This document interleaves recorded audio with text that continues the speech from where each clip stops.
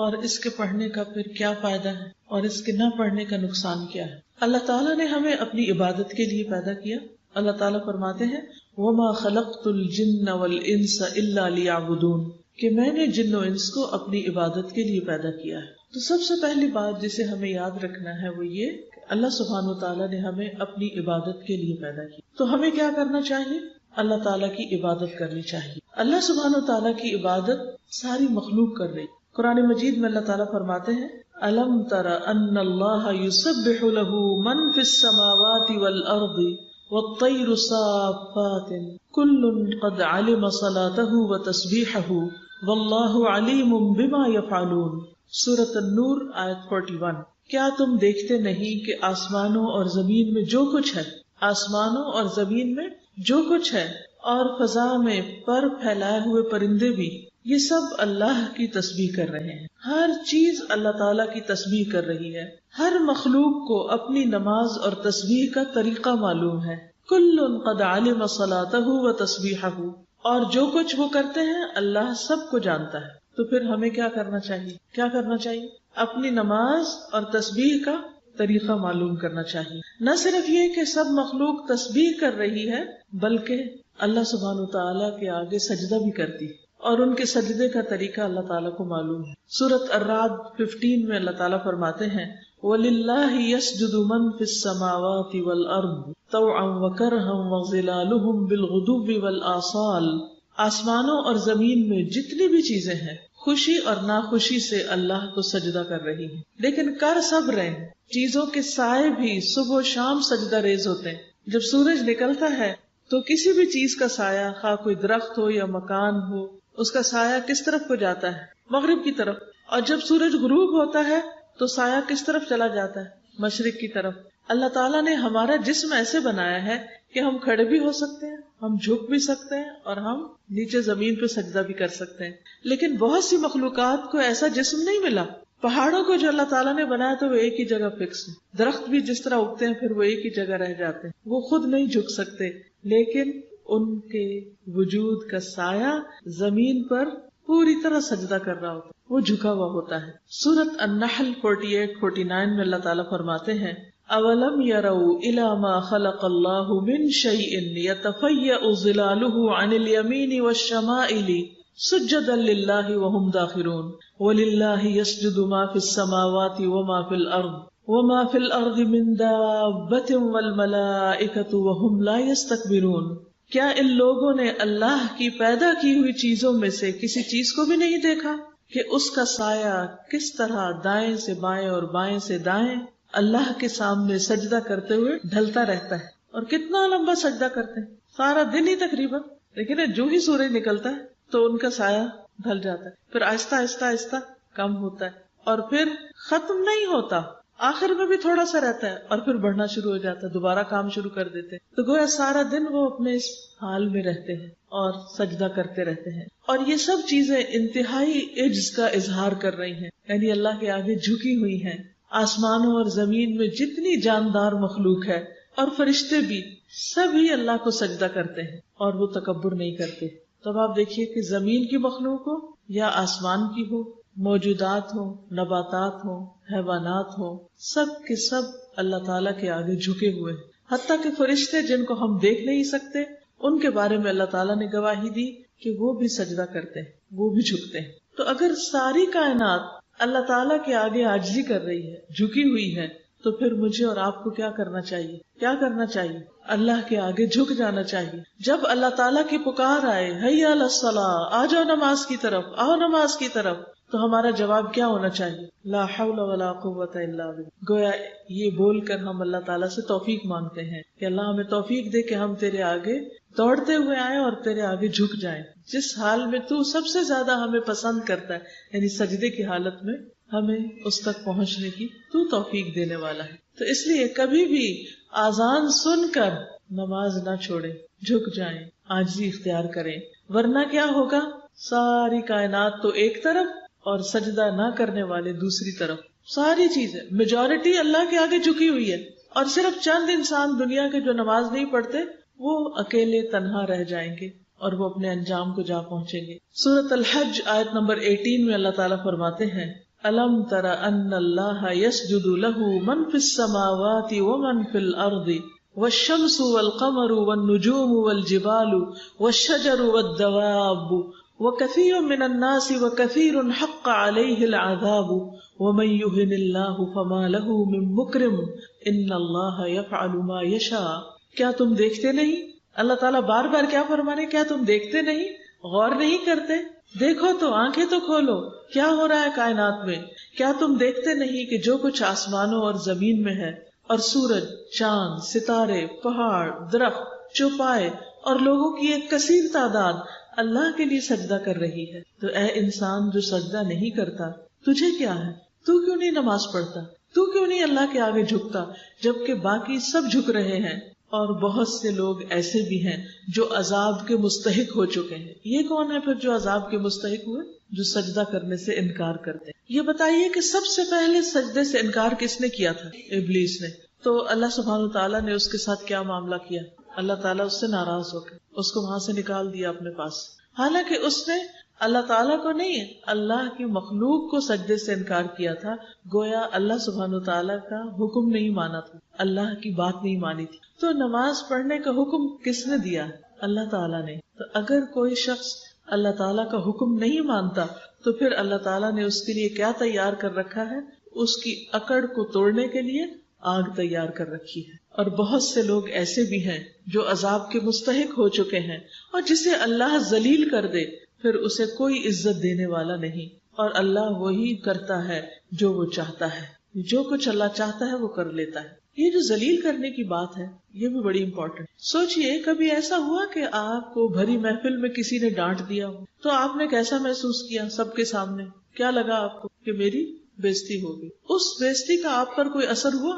حالانکہ کیا تھا، ایک بات ہی تو تھی اور کوئی بڑی بات نہیں تھی، تھوڑی سی بات تھی، بس بات ہوئی، ختم ہو گئی. لیکن اس کا اثر آپ کے دل پر پڑتا ہے کبھی؟ اب مثلاً گھر میں مہمان آئے ہوئے ہوں اور آپ کی امی آپ کو ڈانٹ دیں مہمانوں کے سامنے، تو ہو سکتا ہے کہ ڈانٹ آپ کو بری نہ لگے، لیکن کیا چیز بری لگے گی کہ ان کے سامنے ڈانٹ دیا ہے. اگر آپ کے ہسبینڈ آپ کو آپ کے پیرنٹس کے سامنے ڈانٹ دیں تو کیسا لگے گا؟ بہت برا لگے گا.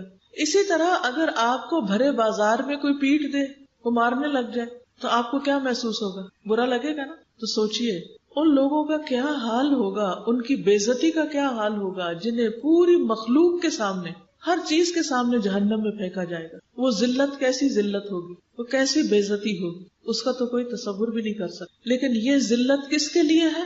ان لوگوں کے لیے جو تکبر کرتے ہیں، جو اللہ کے آگے جھکتے نہیں ہیں.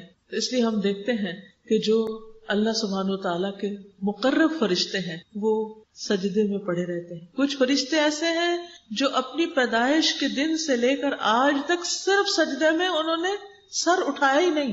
کچھ ایسے ہیں جو صرف رکوع میں ہیں، انہوں نے رکوع سے سر اٹھایا ہی نہیں کبھی. کچھ ایسے جو ہاتھ باندھ کے کھڑے ہیں اور تسبیح کر رہے ہیں اور وہ اس سے کبھی رکے ہی نہیں، کنٹینیوس. آپ دیکھیں کہ دنیا میں آپ بہترین سے بہترین کیسٹ پلیئر، ریکارڈر، آئی فون، کوئی بھی چیز لے لیں جس پر آپ کچھ پلے کرنا چاہیں تو اس کی ایک لمٹ ہوتی ہے. اس میں کتنا زیادہ ڈیٹا آ جاتا ہے، 64 GB. پھر کیا ہوتا ہے؟ وہ بھی بھر جاتا ہے. آپ کوئی بھی چیز اگر پلے کرنا چاہیں ایک دن رات لگی رہے گی، کچھ عرصہ لگی رہے گی، پھر اس چیز کی بیٹری ختم ہو جائے گی، پھر اس میں کوئی خرابی واقع ہو جائے گی، وہ ہیٹ اپ ہو جائے گی اور کام ختم. کوئی چیز دنیا میں پرماننٹلی کام نہیں کرتی. لیکن اللہ سبحانہ تعالیٰ کی ایسی مخلوق ہے جو پرماننٹلی بغیر تھکے، وہ تھکتے بھی نہیں، وہ ہم لا یفترون، رکتے بھی نہیں، وہ بور بھی نہیں ہوتے، اور وہ مسلسل نماز پڑھ رہے ہیں. انہیں کوئی اور کام کرنے کو ہے ہی نہیں، وہ چاہتے ہی نہیں، اور ان کا کسی اور چیز میں دل ہی نہیں لگتا سوائے اس کے جس کے لیے اللہ نے ان کو پیدا کیا. پھر اس کے بعد آپ دیکھیں کہ انسانوں میں سے جو انبیاء ہیں، اللہ تعالیٰ کے محبوب بندے، مقرب بندے، وہ سب سے زیادہ نماز کی فکر کیا کرتے. نبی صلی اللہ علیہ وسلم نے فرمایا کہ ان انبیاء پر جب کوئی پریشانی آتی تو وہ نماز کی طرف متوجہ ہوتے. پھر اللہ سبحانہ تعالیٰ نے پیغمبروں کو نماز کی پابندی کا حکم بھی دیا. کچھ یاد ہے قرآن مجید کی کوئی آیت کی کسی پیغمبر کو اللہ تعالیٰ نے نماز کا حکم دیا ہو؟ نبی صلی اللہ علیہ وسلم کو فرمایا گیا وَاسْجُدْ وَاقْتَرِبْ وَاسْتَعِینُوا بِالصَّبْرِ وَالصَّلَاةِ اور وَأْمُرْ أَهْلَكَ بِالصَّلَاةِ وَاصْطَبِرْ عَلَيْهَا. یہ کس پیغمبر کو حکم دیا گیا تھا؟ نبی صلی اللہ علیہ وسلم کو. حضرت عیسیٰ علیہ السلام کو زندہ رہنے تک نماز کی وصیت کی گئی تھی. سورۃ مریم میں اللہ تعالیٰ فرماتے ہیں قال انی عبد اللہ آتانی الکتاب وجعلنی نبیا وجعلنی مبارکا اینما کنت واوصانی بالصلاة والزکاة ما دمت حیا. عیسیٰ علیہ السلام نے کہا بے شک میں اللہ کا بندہ ہوں، اس نے مجھے کتاب دی اور مجھے نبی بنایا اور مجھے بابرکت بنایا جہاں بھی میں ہوں، جہاں بھی میں جاؤں برکتیں ہی برکتیں، اور مجھے نماز اور زکوٰۃ کی وصیت کی جب تک میں زندہ رہوں، یعنی زندگی کے آخری لمحے تک نماز کی پابندی. ابراہیم علیہ السلام بھی اپنی اور اپنی اولاد کی نماز کی فکر کرتے ہیں. سورۃ ابراہیم آیت 40 میں آتا ہے رب اجعلنی مقیم الصلاۃ ومن ذریتی ربنا وتقبل دعا. اے میرے رب مجھے نماز قائم کرنے والا بنا دے اور میری اولاد میں سے بھی، اے ہمارے رب اور میری دعا قبول فرما. اور بس آپ دیکھیے کہ نماز کی پابندی کی دعا کرتے ہیں، حالانکہ وہ پیغمبر ہیں پھر بھی فکر کرتے ہیں، اور صرف اپنی نہیں اپنے بچوں کی بھی فکر کرتے ہیں. ہم میں سے بہت سے لوگ خود نماز پڑھ لیتے ہیں، بچے سوئے رہتے ہیں کہتے ہیں ہائے بیچارے، ان کو نہیں اٹھاتے، ان کو نہیں جگاتے.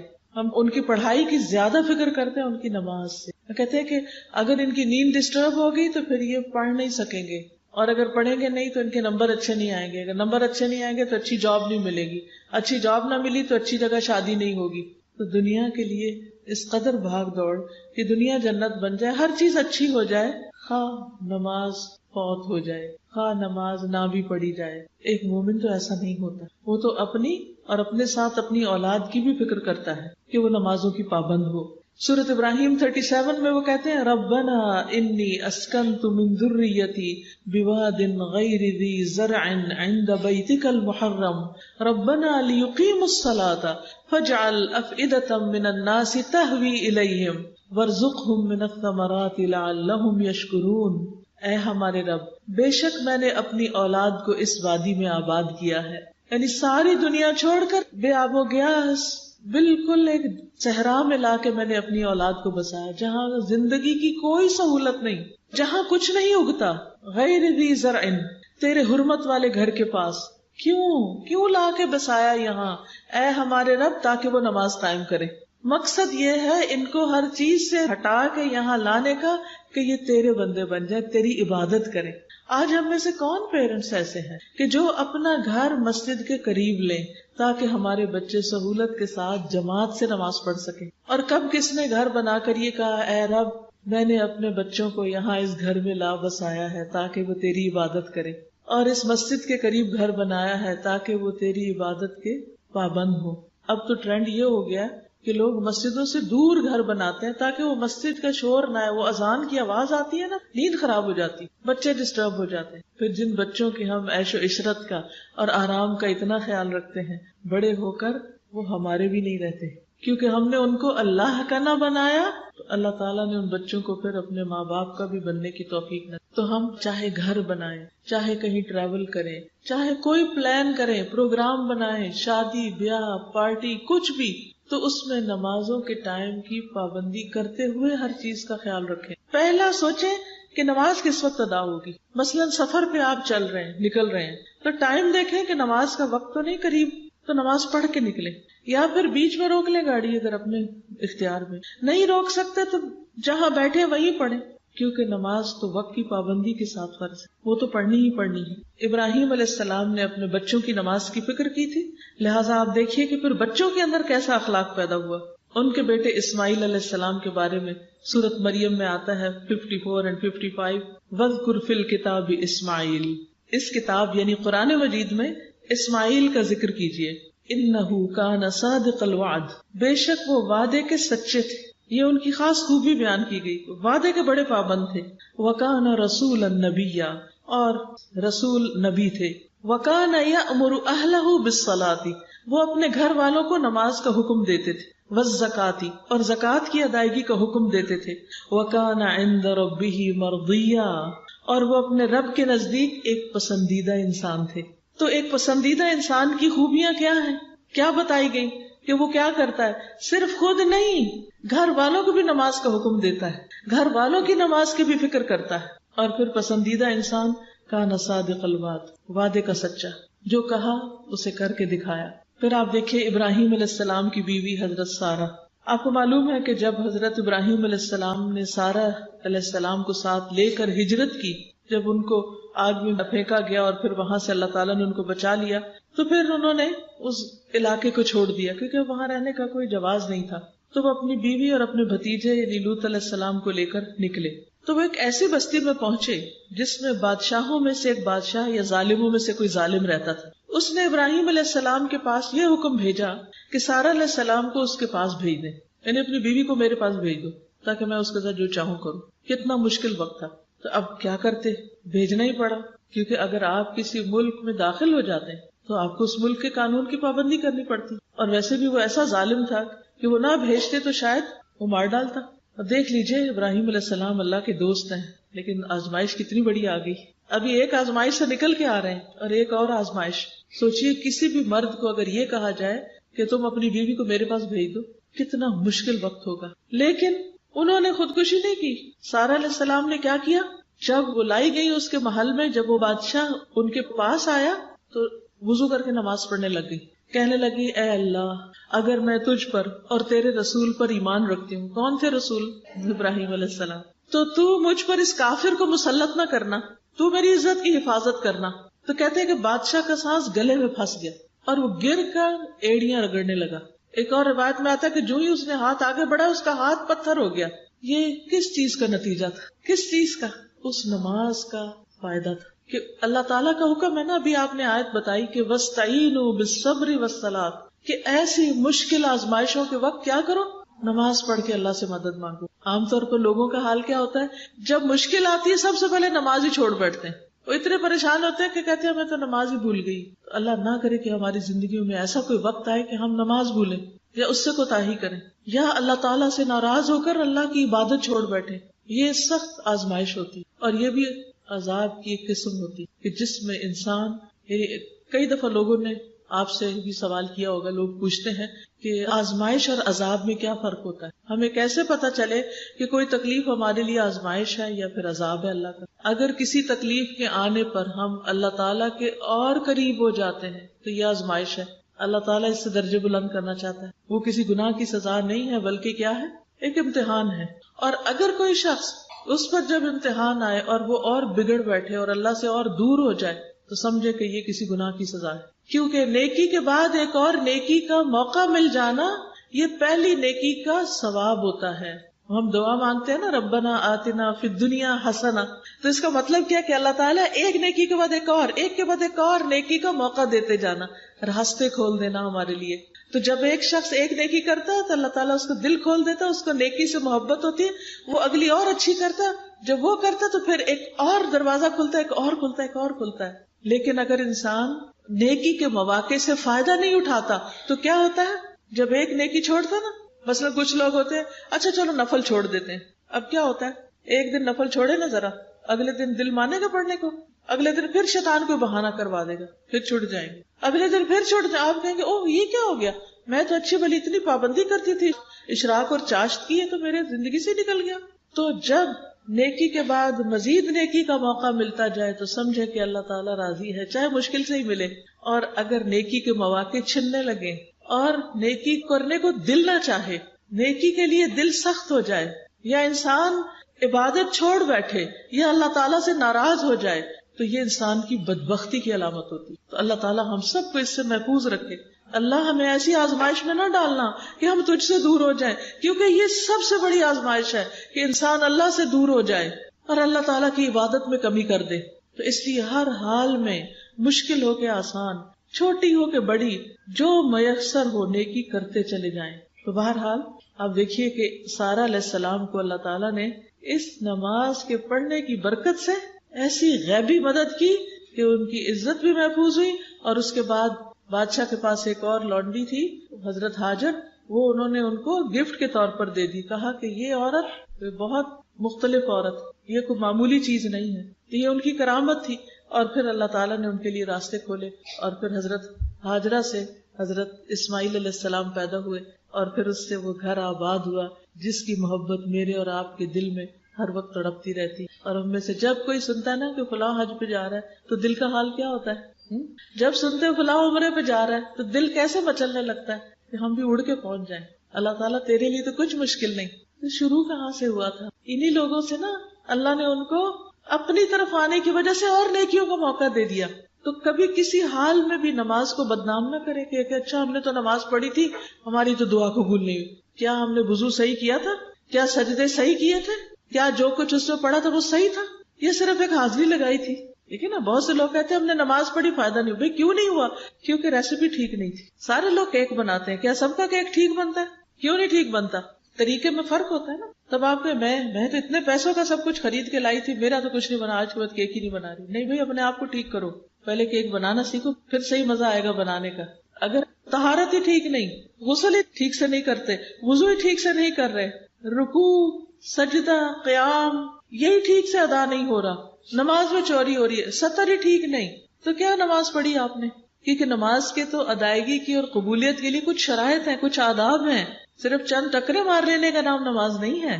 تو اس لیے کبھی خدا کے لیے نماز کو بدنام نہ کریں, کیونکہ یہ اللہ کا وعدہ ہے. اور اتنی بڑی مثال ہمارے سامنے ہے کہ کس طرح اللہ تعالیٰ نے حضرت سارہ کی مدد کی. پھر آپ دیکھیں کہ نبی صلی اللہ علیہ وسلم اور آپ کے صحابہ کی پہچان کیا ہے, اور پھر اس کے بعد آپ کی امت کی پہچان کیا ہوگی. صحابہ کی پہچان تو قرآن نے بتا دی, محمد الرسول اللہ والذین معه اشداء علی الکفار رحماء بینہم تراہم رکعا سجدا یبتغون فضلا من اللہ ورضوانا سیماہم فی وجوہہم من اثر السجود ذالک مثلہم فی التوراۃ. محمد صلی اللہ علیہ وسلم اللہ کے رسول ہیں, اور جو لوگ اس کے ساتھ ہیں یعنی صحابہ کرام کافروں پہ بہت سخت ہیں, آپس میں بہت نرم دل ہیں. یہ سچے مومن کی پہچان. وہ ایک دوسرے کے ساتھ بہت ہی نرم ہوتے ہیں, محبت کرنے والے ہوتے ہیں, ایک دوسرے کے لیے مہربان ہوتے ہیں, ایک دوسرے کی کیئر کرنے والے ہوتے ہیں, ایک دوسرے کا خیال کرنے والے ہوتے ہیں, ایک دوسرے کی ضرورت کو سمجھنے والے ہوتے ہیں. رحماء بینہم, اور ان کی پہچان کیا؟ تراہم رکعا سجدا, تم ان کو دیکھو گے کہیں رکوع کر رہے ہیں, کوئی سجدہ کر رہا ہے, یعنی ان کو سب سے زیادہ محبت ہی نماز سے ہے. آج آپ دیکھیں لوگ حجاب بھی اوڑھ لیتے ہیں, درس بھی اٹینڈ کر لیتے ہیں, نمازوں کی پابندی نہیں کرتے. کس قدر آفت ہے. یہ کیسا دین ہے جس کا پہلا رکن ہی نماز ہے, پہلی شرط ہی نماز ہے. اور پھر یبتغون فضلا من اللہ ورضوانا, وہ اپنے رب کا فضل اور اس کی رضا ڈھونڈتے رہتے ہیں کہ کس طرح رب کو خوش کر دے, راضی کر دے. سیماہم فی وجوہہم من اثر السجود, سجدوں کی کثرت کی وجہ سے ان کے پیشانیوں پر, ان کے ماتھوں پر امتیازی نشان موجود ہیں. ان کی یہی صفت تورات میں بیان ہوئی ہے کہ محمد صلی اللہ علیہ وسلم کے ساتھی اس طرح ہوں گے. ایک دفعہ کسی نے پوچھا کہ یا رسول اللہ صلی اللہ علیہ وسلم, آپ ہمیں تو پہچانتے ہیں, لیکن آپ کے بعد جو آپ کی امت کے لوگ آئیں گے آپ ان کو کیسے پہچانیں گے؟ تو آپ کو معلوم ہے کہ آپ نے کیا فرمایا کہ سیاہ گھوڑوں کے درمیان اگر ایک سفید گھوڑا ہو تو کیا اس کو نہیں پہچانا جائے گا؟ تو قیامت کے دن لوگوں کے درمیان امت محمد صلی اللہ علیہ وسلم کے جو لوگ ہوں گے وہ اپنے وضو کے اعضاء کی چمک سے پہچانے جائیں گے. قیامت کے اندھیرے میں ان کے چہرے چمک رہے ہوں گے, ان کے بازو چمک رہے ہوں گے, ان کے پاؤں چمک رہے ہوں گے, وہ جہاں چلیں گے چمک ساتھ ساتھ جائے گی. اس چمک کو دیکھ کے نبی صلی اللہ علیہ وسلم پہچان جائیں گے یہ میری امت ہے, اور ان کو بلا لیں گے, آ جاؤ میری طرف آ جاؤ. کیونکہ حشر کے میدان میں بڑی سخت گرمی ہوگی, شدید پیاس ہوگی, تو آپ ان کو حوض کوثر سے پانی پلائیں گے. نبی صلی اللہ علیہ وسلم کا طریقہ کیا تھا کہ آپ کو جب کوئی غم لاحق ہوتا تو نماز پڑھنے لگتے تھے. اکثر لوگ یہ پوچھتے ہیں, بڑی اہم بات ہے سننے کی, کہ غم کے مارے, پریشانی کے مارے ہمارا دل ڈوبا جا رہا ہے, ہم کریں کیا؟ ہمیں کوئی وظیفہ بتائیں, کوئی طریقہ بتائیں. بتائیے مجھے نبی صلی اللہ علیہ وسلم غم کے وقت کیا کرتے تھے؟ یاد رہے گا, غم, دکھ, تکلیف, پریشانی, گھبراہٹ, بے چینی, ڈپریشن, علاج نماز ہے. نفل پہ نفل پڑھتے چلے جائیں, پڑھتے جائیں, پڑھتے جائیں, پڑھتے جائیں, آپ ٹھیک ہو جائیں گے, آپ کی بیماریاں ٹھیک ہو جائیں گی. کیا آپ کو پتا ہے کہ رات کی نماز لمبی کیوں ہے؟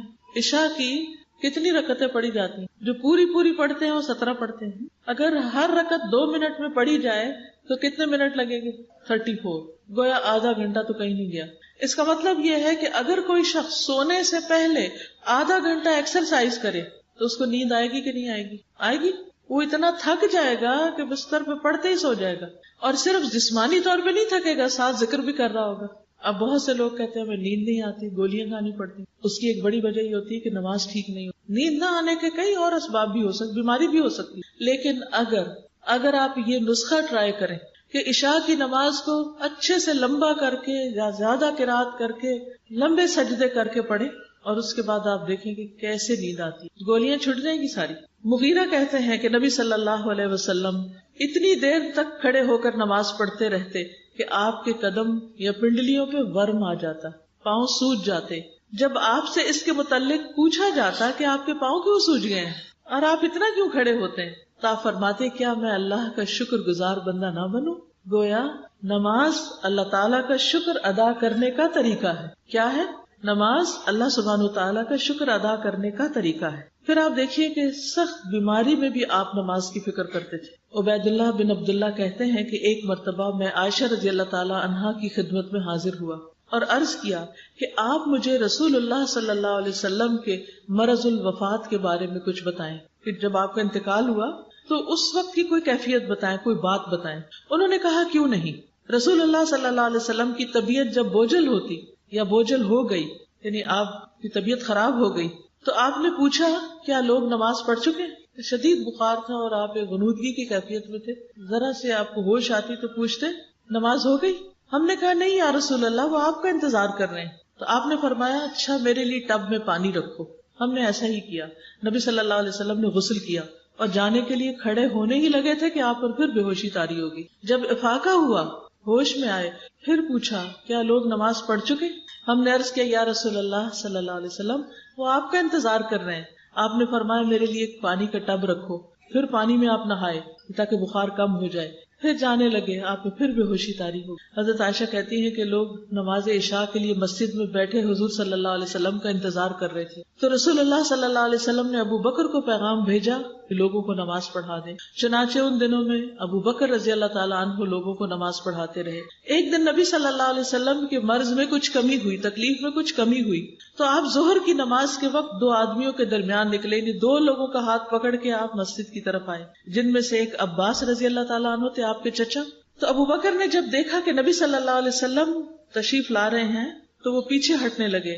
نبی صلی اللہ علیہ وسلم نے انہیں اشارہ کیا کہ اپنی جگہ پر ہی رہیں، پیچھے نہ ہٹیں، اور اپنے ساتھ آنے والے دونوں ساتھیوں کو حکم دیا تو انہوں نے نبی صلی اللہ علیہ وسلم کو ابو بکر رضی اللہ عنہ کے پہلو میں بٹھا دیا۔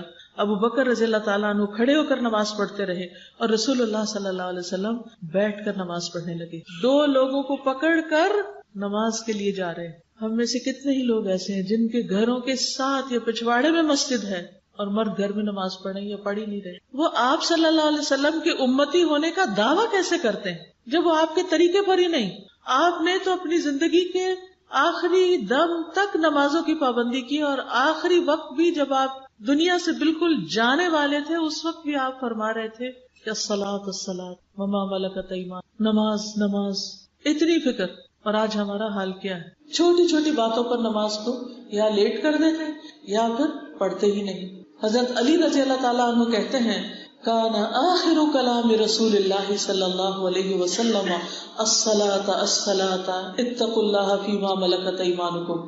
حضرت علی فرماتے کہ رسول اللہ صلی اللہ علیہ وسلم کا آخری کلام تھا نماز کی حفاظت کرو، نماز کی حفاظت، اور اپنے غلاموں کے بارے میں اللہ سے ڈرتے رہو، ان پہ ظلم نہیں کرنا۔ ام سلمہ کہتی ہیں کہ رسول اللہ صلی اللہ علیہ وسلم کی آخری وصیت یہ تھی کہ نماز نماز اور اپنے غلاموں کے ساتھ حسن سلوک کرنا۔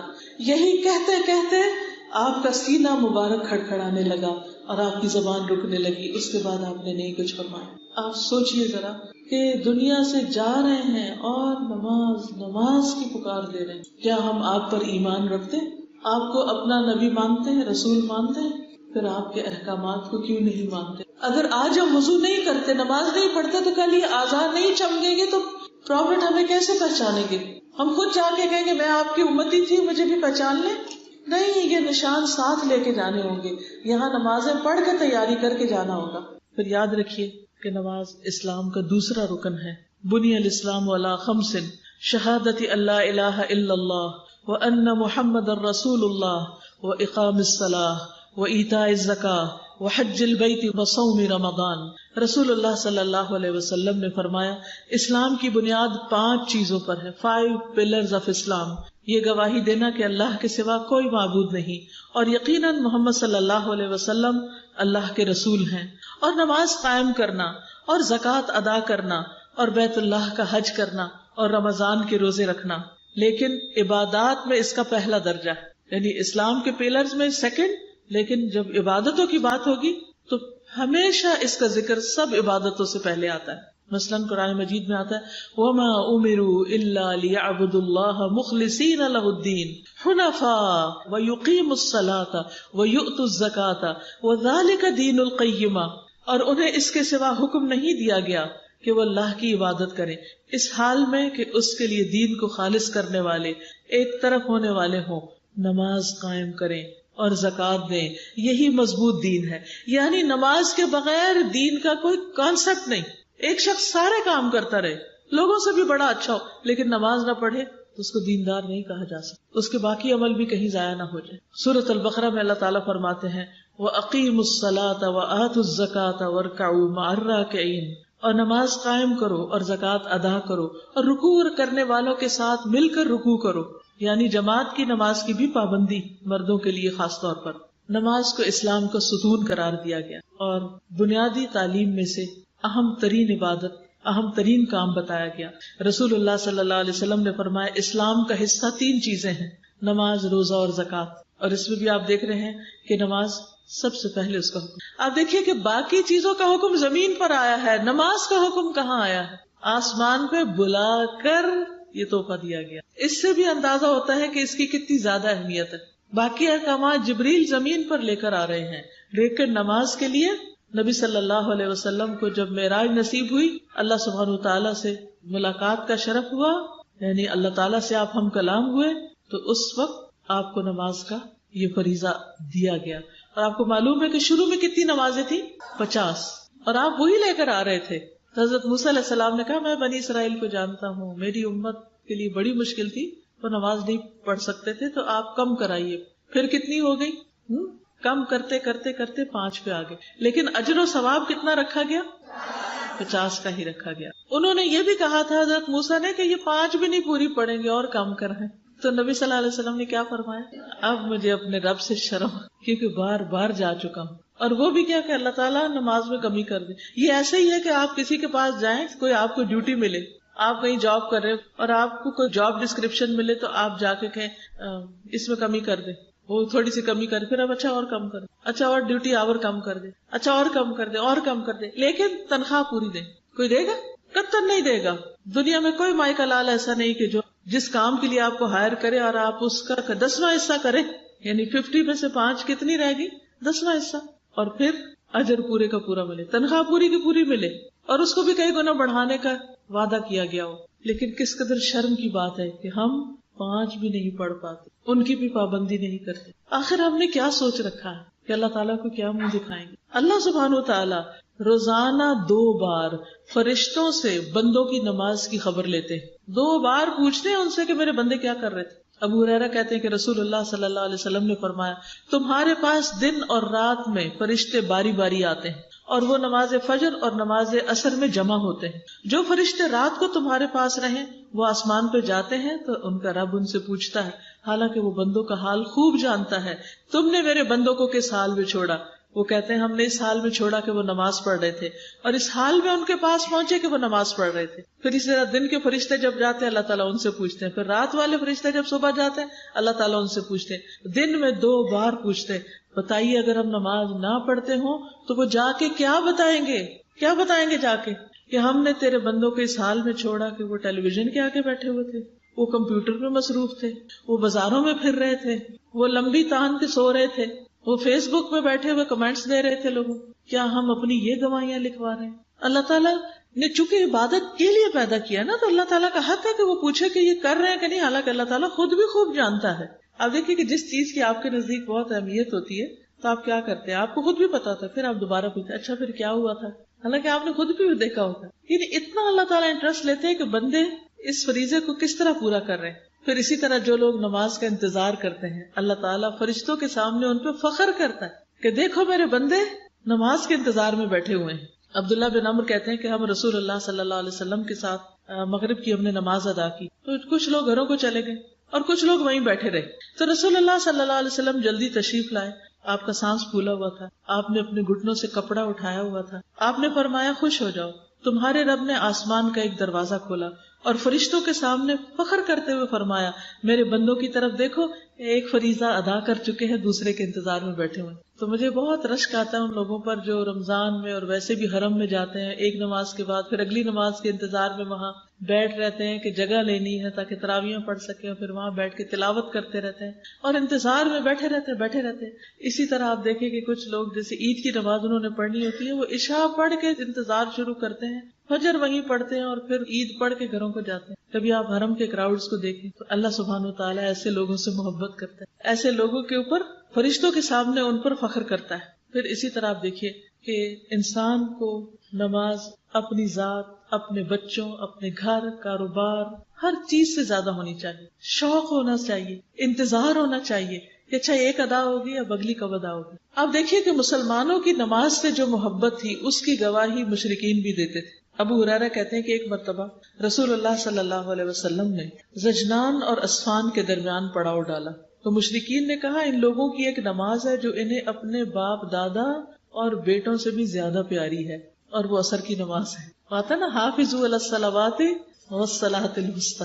تو آپ لوگوں کے دل میں بھی اس نماز کی اتنی ہی محبت ہونی چاہیے. اس لیے تم اس وقت اکٹھے حملہ کر دینا تاکہ وہ ایک ہی دفعہ شکست کھا جائے. ادھر جبریل علیہ السلام نبی صلی اللہ علیہ وسلم کے پاس آئے, آپ کو حکم دیا کہ آپ اپنے صحابہ کو 2 حصوں میں کر دیں. ایک گروہ کو آپ نماز پڑھا دیں اور دوسرا ان کے پیچھے دشمن کے سامنے ڈٹا رہے, جگہ نہیں چھوڑنی, اور وہ اپنا حفاظتی سامان اور اسلحہ اپنے ساتھ رکھے. پھر دوسرا آ کر نبی صلی اللہ علیہ وسلم کے ساتھ نماز ادا کرے. اس کو صلاۃ الخوف کہتے ہیں. اس کا طریقہ قرآن مجید میں تفصیل سے بیان ہوا. اس سے پتہ چلتا ہے کہ خواہ خوف ہو, جنگ کا موقع ہو, پھر بھی نماز ادا کرنی چاہیے. حدیث میں آتا ہے نبی صلی اللہ علیہ وسلم نے فرمایا منافقوں پر فجر اور عشاء سے زیادہ بھاری کوئی نماز نہیں. اگر انہیں ان نمازوں کا ثواب معلوم ہو جائے تو وہ اس میں ضرور پہنچے, اگرچہ انہیں اپنے سرین پر گھسٹ کر ہی آنا پڑے, یعنی اپنی پیٹھ پر گھسٹ کے بھی آنا پڑے کہ پاؤں چلتے نہیں, پھر بھی یہ مسجد میں پہنچے اور یہ نمازیں ضرور ادا کریں. پھر آپ دیکھیے کہ جب نماز کا وقت شروع ہوتا ہے, جیسے ابھی شروع ہو چکا ہے, تو ایک منادی کو بھیجا جاتا ہے. منادی ہوتا ہے آواز دینے والا. وہ اعلان کرتا ہے آدم کے بیٹو اٹھو, اس آگ کو بجھاؤ جو تم نے اپنے نفسوں کے لیے جلائی, یعنی جو گناہ کر چکے ہو, اٹھو اور آگ بجھاؤ.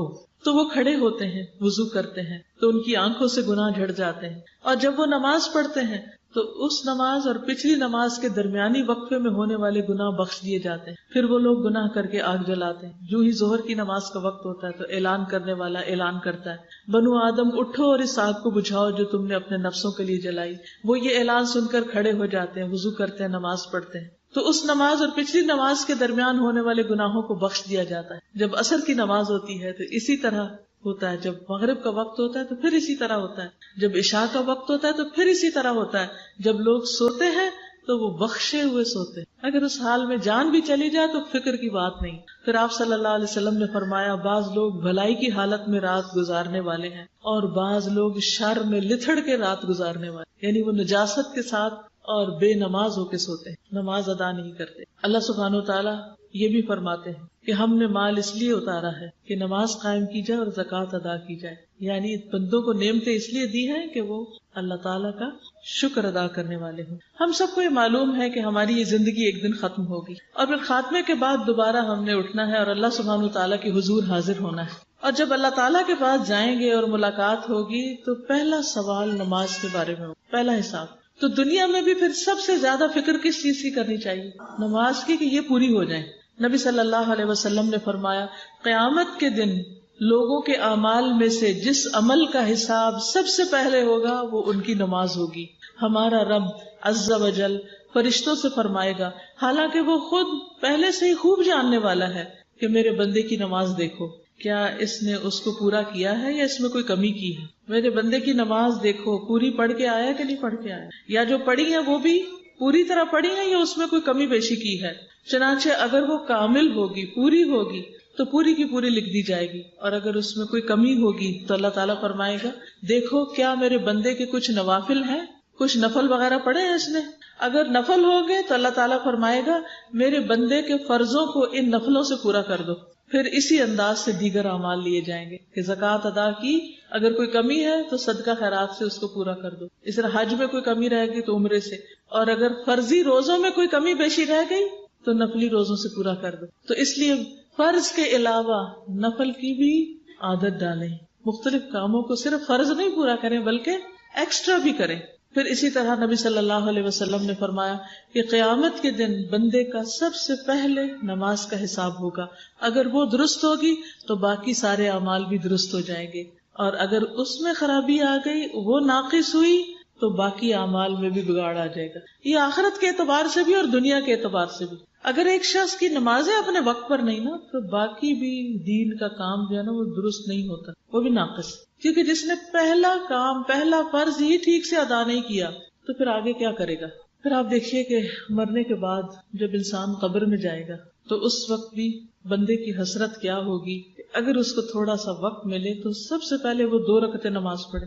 پہلا کام اس کو نماز یاد آئے گی کہ میں نماز ادا کروں. ابو ہریرہ کہتے ہیں نبی صلی اللہ علیہ وسلم ایک قبر کے پاس سے گزرے. ہم سب قبرستانوں کے پاس سے گزرتے ہیں، اس وقت یہی سوچیں، اس حال میں کہ اس میں میت کو دفن کیا گیا تھا، یعنی ابھی تازی میت ڈالی گئی تھی. آپ نے فرمایا 2 رکعتیں ہلکی سی ہوتی ہیں، چھوٹی سی ہوتی ہیں، اور تم ان کو حقیر سمجھتے ہو، معمولی سمجھتے ہو. کئی دفعہ ایسا ہوتا ہے نا، فرض پڑھ لی، سنت پڑھ لی، اچھا نفل چھوڑو، نفل ہی ہے نا، تم انہیں حقیر اور زائد سمجھتے ہو، ایکسٹرا سمجھتے ہو. لیکن وہ 2 رکعتیں جو زندگی میں ہم حقیر سمجھتے ہیں، اگر یہ صاحب قبر اپنے عمل میں زیادہ کر لیتا تو اس کی نظر میں تمہاری باقی ساری دنیا سے بھی زیادہ اس کو محبوب ہوتی. یعنی اس وقت اس بندے کی جو قبر میں پڑا ہوا ہے اس کی حسرت کیا ہے کہ اگر ساری دنیا مجھ سے لے لی جائے اور 2 رکعتیں پڑھنے کا وقت دے دیا جائے تو سب سے پہلے 2 رکعتیں پڑھے گا. اور آج ہمارے پاس کتنا وقت ہوتا ہے، ہم گھنٹوں فونوں پہ باتیں کرتے رہتے ہیں، کبھی کمپیوٹر پہ بیٹھے رہتے ہیں، کبھی لوگ گھر میں آ جاتے ہیں تو بہت سارا وقت گپ شپ پہ لگا دیتے ہیں، لیکن نماز پڑھتے وقت اس میں کوتاہی کر دیتے. اب دیکھیے جب کوئی مہمان آتا ہے گھر میں تو ہم یہ بہانہ بنا لیتے مہمان ہے. کچھ لوگ تو پڑھتے ہی نہیں، شرم کے مارے کہ اب اٹھے کیسے. اور کچھ لوگ کہتے ہیں آپ بیٹھے، میں 2 منٹ میں آئی. نماز کے لیے کتنا وقت دیتے ہیں؟ میں 2 منٹ، میں جلدی سے نماز پڑھ کے آئی. کہتے ہیں نا یہ جملہ، 2 منٹ جلدی سے نماز کے لیے، اور گھنٹوں لوگوں کے لیے، نفس کی تسکین کے لیے، باتوں کے لیے. آپ دیکھیے کہ بعض اوقات اسکول میں بچے جاتے ہیں، جوان ہو جاتے ہیں بچے، بڑے بڑے اسکولوں میں پڑھتے ہیں، ہزاروں کی فیس دے کے پڑھاتے ہیں، لیکن اکثریت کی ظہر کی نماز جاتی، خاص طور پر جب دن چھوٹے ہوتے. ہم میں سے کتنے لوگ ہیں جن کے دل تڑپتے ہوں اور وہ جا کر اسکول کی اتھارٹی سے بات کریں کہ آپ ان کے لیے نماز کا انتظام کریں. بڑی بڑی بلڈنگز بنتی ہیں لیکن نماز کے لیے کسی پراپر جگہ کا انتظام نہیں ہوتا کیونکہ اس کی کوئی اہمیت نہیں. ورنہ جن لوگوں کے دلوں میں اہمیت ہوتی ہے وہ گھروں کے اندر بھی چھوٹی چھوٹی مسجدیں بنا لیتے ہیں، نماز کے لیے مخصوص کر لیتے ہیں تاکہ اس میں زیادہ یکسوئی کے ساتھ نماز ہو سکے. تو اصل بات ہے اہمیت کی، کہ ہماری زندگی میں زیادہ اہمیت کس چیز کی، پرائرٹی کس چیز کی، فکر کس چیز کی. تو جس کو مرنے کی فکر ہے، مرنے کی یاد ہے، وہ کبھی بھی نہ بڑھاپے میں، نہ جوانی میں، نہ بچپن میں وہ اپنی نمازوں کو فراموش نہیں کر سکتا. اسی لیے اللہ تعالیٰ قرآن پاک میں سورۃ النور میں فرماتے ہیں رجال لا تلہیہم تجارۃ ولا بیع عن ذکر اللہ واقام الصلاۃ یخافون یوما تتقلب فیہ القلوب والابصار. وہ مرد جنہیں اللہ کے ذکر اور نماز قائم کرنے سے اور زکوٰۃ ادا کرنے سے نہ کوئی تجارت غافل کرتی ہے، نہ کوئی خرید و فروخت، یعنی وہ اپنے بزنس میں ڈوبے ہوئے بھی ہوں، انتہائی مصروف ہوں، تب بھی وہ وقت نکالیں گے جب نماز کا وقت آئے گا. اور وہ اپنا سالانہ آڈٹ صرف دنیا کے لیے نہیں کرواتے، وہ اس میں سے اپنی زکوٰۃ کا حساب بھی خوب رکھتے ہیں کہ اللہ کے راستے میں کتنا دینا ہے. وہ اس دن سے ڈرتے ہیں جس میں دل اور آنکھیں الٹ جائیں گی، پلٹ جائیں گی، انسانوں کا خوف کے بارے برا حال ہوگا. اس دن کے خوف سے بچنے کے لیے وہ آج دنیا میں اللہ تعالیٰ کے آگے جھکتے ہیں اور اللہ تعالیٰ کو راضی رکھتے ہیں. رسول اللہ صلی اللہ علیہ وسلم نے فرمایا تمہارا رب بکریوں کے اس چرواہے پر تعجب کرتا ہے، یعنی اس سے راضی ہوتا ہے، خوش ہوتا ہے، جو پہاڑ کی چوٹی پر اکیلا ہوتے ہوئے نماز کے لیے خود ہی آذان کہتا ہے اور پھر نماز پڑھتا ہے. اللہ تعالیٰ فرماتے ہیں دیکھو میرے اس بندے کو جو نماز کے لیے آذان اور اقامت کہتا ہے اور مجھ سے ہی ڈرتا ہے، میں نے اپنے اس بندے کو بخش دیا اور جنت میں داخل کر دیا. حالانکہ دنیاوی اعتبار سے اس کی کیا اہمیت، ایک طرف خواہ کوئی ارب پتی کیوں نہ ہو، لیکن اگر نماز نہیں پڑھتا تو اللہ کی نگاہ میں کوئی مقام نہیں اس کا. کوئی ویلیو نہیں. اور دوسری طرف ایک چرواہا ہے جس کے پاس 2 وقت کی روٹی نہیں، وہ سارا دن بکریاں چراتا ہے، لیکن نماز کے وقت وہ آ کر خود ہی اذان دیتا ہے اور خود ہی نماز پڑھ لیتا ہے، کیونکہ اس کے پاس کوئی اور ہے نہیں. تو یہ معمولی چرواہا اللہ سبحانہ و تعالیٰ کے نزدیک زیادہ اہمیت رکھتا ہے، وہ اللہ کا زیادہ پیارا ہے، زیادہ محبوب ہے. اللہ تعالیٰ نہ ہماری شکل دیکھے گا، نہ ہمارے زیورات، اور نہ ہمارے کپڑے، اور نہ ہماری اور دنیا کی آرائش کی چیزیں، نہ ہمارے ڈیزائنرز کے بیگز اور نہ جوتے. وہ کیا دیکھے گا کہ ہم نے اس کی عبادت کس کوالٹی کی، کس درجے کی اور کس طرح ادا کی. اسی میں ہی انسان کی عزت اور عظمت. انسان سب سے زیادہ اللہ تعالیٰ کے قریب سجدے کی حالت میں ہوتا ہے. نبی صلی اللہ علیہ وسلم کا طریقہ کیا تھا کہ آپ اپنے گھر میں کام کاج میں مصروف ہوتے، ازواج سے بات چیت کر رہے ہوتے کہ اتنے میں اذان ہو جاتی تو آپ سب سے اجنبی ہو جاتے اور سب کو چھوڑ کر نماز کے لیے چلے جاتے. کیا ابھی تک ہمیں یہ عادت پڑی ہے کہ جب اذان ہو تو سارے کام چھوڑ دیں کہ پہلے ذرا نماز پڑھ لیں؟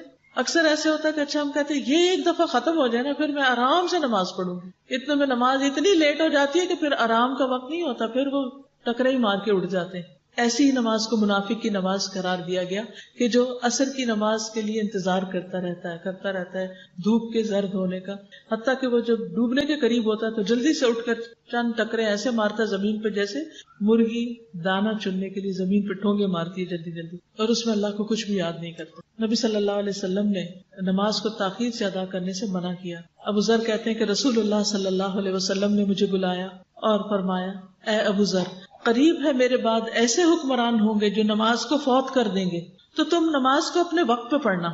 اگر تو نے نماز کو اپنے وقت پر پڑھ لیا تو وہ نماز جو پھر بعد میں حاکم کے ساتھ پڑھی گئی وہ تیرے لیے نفل ہو جائے گی، ورنہ تو نے تو اپنی نماز پوری کر ہی لی. یعنی اگر کسی مسجد میں بہت لیٹ نماز ہوتی ہے یا کچھ لوگ بہت دیر سے کسی دفتر میں نماز پڑھنے کی چھٹی دیتے ہیں تو انسان کو دیر کی بجائے اپنے وقت پر نماز پڑھنی چاہیے، کیونکہ اول وقت میں نماز پڑھنے پر اللہ سبحانہ و تعالیٰ کی بخشش کا وعدہ ہے. پھر اسی طرح نماز کا فوت ہونا جو ہے وہ انتہائی فکر کی بات ہے. کیا آپ کو معلوم ہے کہ نبی صلی اللہ علیہ وسلم کی نماز غزوہ خندق کے موقع پر فوت ہو گئی جب کفار نے آپ کو بہت مشغول کر لیا تھا. آپ جو کسی کو بد دعا نہیں دیتے تھے، اس دن آپ نے فرمایا کہ اللہ ان کے گھروں کو اور قبروں کو آگ سے بھر دے، انہوں نے ہمیں نماز عصر سے روک دیا یہاں تک کہ سورج غروب ہو گیا.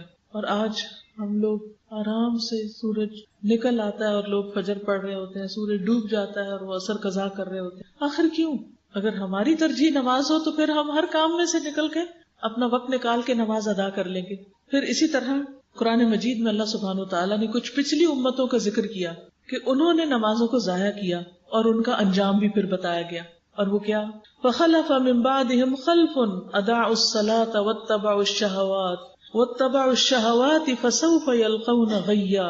پھر ان کے بعد یعنی پہلے جو نیک لوگ تھے یا نیک ماں باپ، ان کے بعد ان کی نالائق اولاد ان کی جانشین بنی، جنہوں نے نماز کو ضائع کیا اور اپنی خواہشات کے پیچھے لگ گئے، دنیا کے عیش و عشرت میں لگ گئے اور جہنم کے گڑھے میں وہ جا پڑیں گے. کتنا صاف حکم کہ اگر کسی کے ماں باپ نماز پڑھتے اور بچے نہیں پڑھتے تو ماں باپ کی نمازیں بچوں کو ہرگز فائدہ نہ دیں گی. ابو بصرہ غفاری کہتے ہیں رسول اللہ صلی اللہ علیہ وسلم نے ہمارے ساتھ مخمس میں عصر کی نماز پڑھی، پھر آپ نے فرمایا یہ نماز تم سے پہلی امتوں پر بھی پیش کی گئی تو انہوں نے اس کو ضائع کر دیا، تو جو آدمی اس کی حفاظت کرے گا اسے دوہرا اجر ملے گا. تو اس لیے کہیں بھی ہو، کیسے بھی حالات ہوں، نماز نہیں چھوڑنی چاہیے. نبی صلی اللہ علیہ وسلم نے فرمایا جب آدمی کسی جنگل میں ہو اور نماز کا وقت آ جائے تو وضو کرے، اگر پانی نہ ہو تو تیمم کر لے، پھر اگر تکبیر کہے تو اس کے دونوں فرشتے اس کے ساتھ نماز پڑھیں گے. یعنی وہ اکیلا ہے، کوئی نہیں اس کے ساتھ پڑھنے والا، تو کون پڑھ رہا ہے اس کے ساتھ؟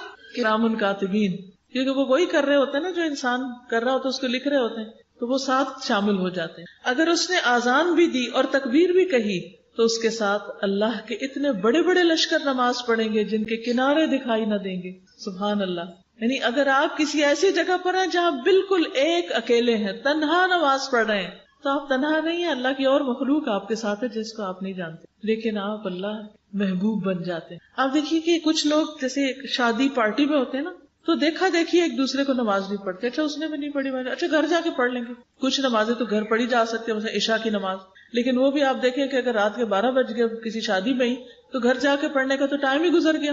کیوں نہیں پڑھتے؟ سبھی مسلمان ہیں، کیونکہ شرماتے ہیں لوگ کیا کہیں گے، یا پھر کپڑے ہم نے ایسے پہن رکھے ہوتے ہیں جن میں نماز پڑھی نہیں جا سکتی. تو جب ہم گھر سے نکلنے لگتے ہیں تو پہلے انتظام کر کے جائیں نا کہ ان کپڑوں میں اگر مجھے وضو کی ضرورت پیش آئی تو بازو اوپر ہو جانے چاہیے، یا وہ اتنے باریک نہیں ہونے چاہیے کہ نماز نہ پڑھی جا سکے، یا وہ اتنے اکڑے ہوئے نہیں ہونے چاہیے کہ میں جھک نہ سکوں، یا ایسے زیورات نہیں ہونے چاہیے، یا ایسا میک اپ نہیں ہونا چاہیے کہ جو نماز اور وضو کے راستے میں حائل ہو جائے. کیونکہ کیا ہم میں سے کوئی اللہ تعالیٰ کے سامنے جا کے یہ کہہ سکتے ہیں اللہ پاک وہ فلاں نماز میں نے اس لیے نہیں پڑھی تھی کیونکہ میں نے میک اپ کیا ہوا تو میں کیسے خراب کرتی، پھر لوگوں کے سامنے مجھے شرم آتی. لوگوں سے شرماتے ہیں، اللہ سے نہیں شرماتے.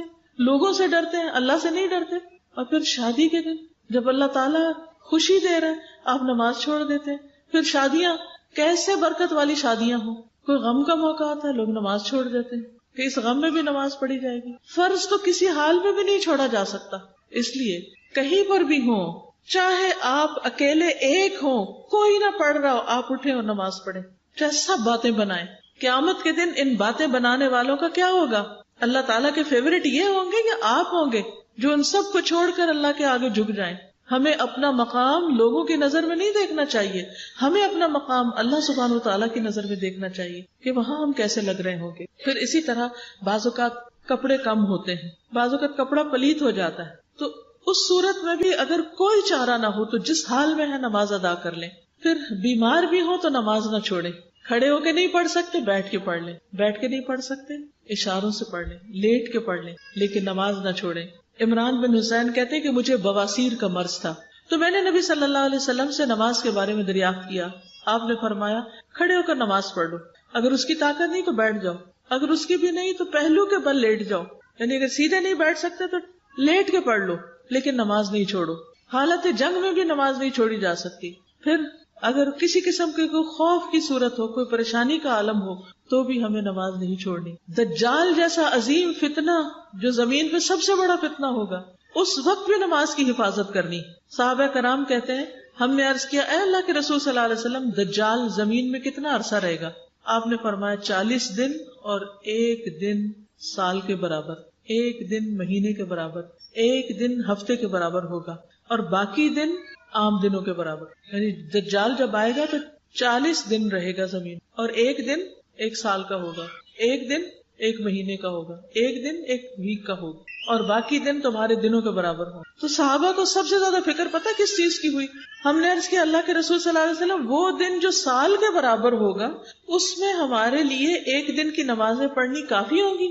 آپ نے فرمایا نہیں، بلکہ تم 1 سال کی نمازوں کا اندازہ کر لے کہ سال میں کل کتنی پڑھی جاتی ہے، تو اس ایک طویل ترین دن میں سال بھر کی نمازیں پڑھتے جانا، اندازے کے ساتھ پڑھتے جانا. پھر آپ دیکھیں کہ بچوں کو بھی سب سے پہلے حکم کس چیز کا دیا جاتا ہے؟ آپ نے فرمایا مروا اولادکم بالصلاۃ وہم ابناء 7 سنین، اپنے بچوں کو نماز کا حکم دو جب وہ 7 سال کے ہو جائیں. واضربوہم علیہا وہم ابناء 10 سنین، اور جب وہ 10 سال کے ہو جائیں تو انہیں نماز چھوڑنے پر مارو اور ان کے بستر الگ کر دو.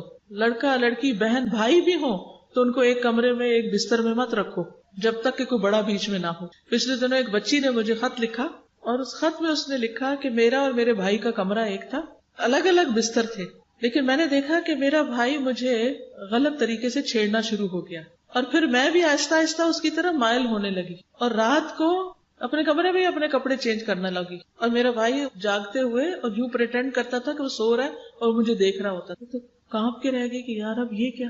ہم سمجھتے ہیں بہن بھائی ہیں تو کوئی فرق نہیں پڑتا، بہن بھائیوں کو بھی ایک بستر میں مت سلائیں، کٹھے نہ لیٹنے دیں، کیونکہ ان کے بیچ میں بھی شیطان آ جاتا ہے. اور ایسے کئی ایک خرابیوں کے واقعات آپ نے بھی سن رکھے ہوں. تو نبی صلی اللہ علیہ وسلم کے اس حکم پر بھی عمل کرنا بہت ضروری ہے.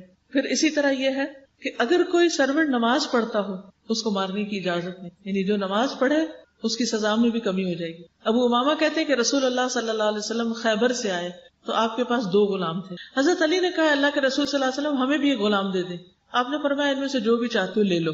انہوں نے کہا آپ میرے لیے پسند کریں. آپ نے فرمایا یہ لے لو، اس کو مارنا نہیں کیونکہ میں نے خیبر سے واپسی پر اس کو نمازیں پڑھتے دیکھا ہے اور مجھے نمازیوں کو مارنے سے منع کیا گیا ہے کیونکہ وہ اللہ کے معزز بندے ہیں، عزت والے ہیں. پھر اسی طرح یہ ہے کہ نماز صرف پڑھنے کی چیز نہیں بلکہ قائم کرنے کی چیز، اور اس نماز کے قائم کرنے میں کیا ہے کہ انسان کا وضو درست ہو، قبلہ رخ ہو کر نماز پڑھے، یہ نہیں کہ جدھر بھی منہ آئے پڑھ لے. قیام ہو نماز میں. بعض لوگ دنیا کے سارے کام کھڑے ہو کے کرتے ہیں، نماز بیٹھ کے پڑھتے ہیں. بیٹھ کر نماز نہیں ہوتی، الا یہ کہ نفل اگر کوئی پڑھے تو اس میں آدھا ثواب ہوتا ہے. لیکن فرض نماز کے لیے تو صحابہ اگر دیوار کے ساتھ بھی ٹیک لگانی پڑتی تو ٹیک لگا کے پڑھتے، لیکن بیٹھ کے نہیں پڑھتے تھے. الا کہ آپ کو ایسے چکر آ رہے ہوں کہ اتنی حالت خراب ہو کہ آپ میں سخت کمزوری اور آپ کھڑے نہ ہو سکتے ہو، پھر تو بیٹھ سکتے ہیں.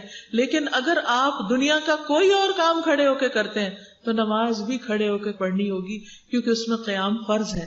رسول اللہ صلی اللہ علیہ وسلم نے فرمایا، جو مسلمان فرض نماز کا وقت پائے، اچھی طرح وضو کرے اور خشوع و خضوع سے نماز ادا کرے اور اچھی طرح رکوع کرے، تو وہ نماز اس کے پچھلے سارے گناہوں کا کفارہ بن جائے گی، بشرطے کہ اس نے کسی کبیرہ گناہ کا ارتکاب نہ کیا ہو، اور یہ سلسلہ ہمیشہ قائم رہے گا. لیکن اس ساری اہمیت کے باوجود لوگ نماز کی پابندی نہیں کرتے اور نمازوں کو ضائع کر دیتے ہیں. نبی صلی اللہ علیہ وسلم نے اسے قیامت کی نشانی بتایا ہے کہ لوگ اپنے آپ کو مسلمان کہیں گے لیکن نماز کی پرواہ نہیں کریں گے. رسول اللہ صلی اللہ علیہ وسلم نے فرمایا، اسلام کی نشانیاں ایک ایک کر کے ختم ہوتی جائیں گی اور اسلام بالکل اجنبی بن کے رہ جائے گا. جب ایک نشانی ختم ہوگی تو لوگ اس سے جو ملتی جلتی اس کو پکڑ لیں گے، اور سب سے پہلے حکم کی نشانی ٹوٹے گی اور سب سے آخر میں نماز کی. یعنی حکم کی نشانی ٹوٹے گی، یعنی کہ مسلمانوں کے اندر آرگنائزیشن نہیں رہے گی اور ان کے اندر انارکی ہو جائے گی، اور آخری حصے میں لوگ مسلمان کہیں گے خود کو نماز نہیں پڑھتے ہوں گے. یعنی نماز پڑھنا اسلام کی نشانی ہے کہ فلاں شخص مسلمان ہے. مثلا ایک گیدرنگ جس میں مسلم نان مسلم سب اکٹھے ہوں، اور اگر مسلم اس میں اسے اٹھ کے نماز پڑھتے ہیں تو یہ بتا دے گی نا چیز، زبان سے نہ بھی بولیں کہ میں مسلم، کہ میں مسلمان ہوں، اس کا عمل بتا دے گا. لیکن ایک وقت آئے گا کہ لوگ کہیں گے کہ آئی مسلم، لیکن وہ کوئی بھی نماز نہیں پڑھتے. اور اس وقت بھی مختلف علاقوں میں گاؤں میں جا کے لوگوں سے پوچھیں کتنے لوگوں کو نماز آتی اور کتنے پڑھتے ہیں.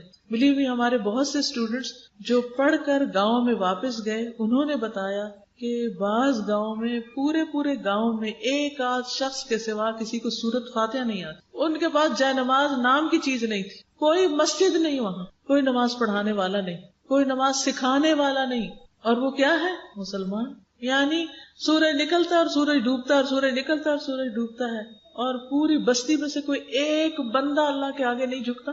اور ایسی ایک نہیں کئی ایک بستیاں ہوں گی اس ملک کے اندر جسے اسلام کے نام پر حاصل کیا گیا. تو کس کا فرض بنتا ہے؟ ہم سب کا بنتا ہے.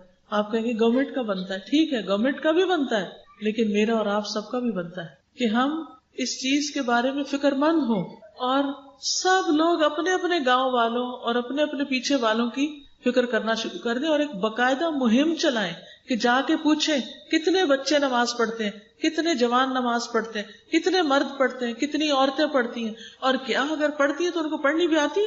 تو جب تک اس کو اہمیت نہیں دیں گے اور اس کو باقاعدہ ایک مہم کے طور پر نہیں لیں گے تو بات نہیں بنے گی. پھر اسی طرح یہ ہے کہ نمازوں کو وقت سے ڈیلے کرنا، یہ بھی ایک بہت بڑا جرم ہے. پھر اسی طرح آپ نے فرمایا یہ چیز بھی علامت قیامت میں سے ہے کہ آدمی 2 رکعت نماز پڑھے بغیر مسجد سے گزر جائے گا. یعنی آئے گا مسجد، گھوم پھر کے واپس چلا جائے گا، نماز نہیں وہاں پڑھے گا، تحیت المسجد کی ادائیگی نہیں ہوگی. اور آپ دیکھیں کہ اب کئی مسجدیں ایسی ہیں جو اتنی خوبصورت بنی ہوئی ہیں کہ لوگوں کے لیے وہ ایک مونیومنٹ بن گئی، ایک یادگار بن گئی، یا ایک دیکھنے کی چیز بن گئی. وہ وہاں جاتے ہیں اور مسجد میں جا کے اس کی کاریگری، اس کے پینٹ، اس کے ڈیزائن، ہر چیز کو دیکھتے ہیں اور اس کے بعد واپس چلے جاتے ہیں اور 2 رکعت نماز وہاں ادا نہیں کرتے. نبی صلی اللہ علیہ وسلم نے یہ بھی فرمایا کہ ایک وقت آئے گا کہ لوگوں کو یہ بھی پتہ نہیں ہوگا کہ نماز ہوتی کیا ہے. رسول اللہ صلی اللہ علیہ وسلم نے فرمایا کپڑے کے بیل بوٹوں کی طرح اسلام مٹتا جائے گا.